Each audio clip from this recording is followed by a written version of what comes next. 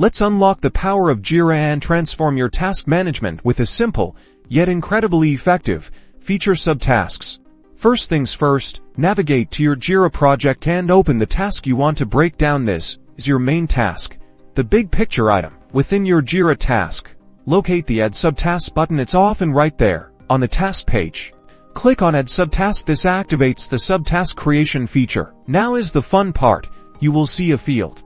This is where you'll add the subtask description. Type in a short but descriptive title that defines what the subtask needs to be. Consider the subtasks of your main tasks and what the individual needs to do to complete the main task. Create as many subtasks as you need to break down complex tasks into manageable steps. You can add as many subtasks as necessary to get your task completed. Doing this better helps you better manage tasks.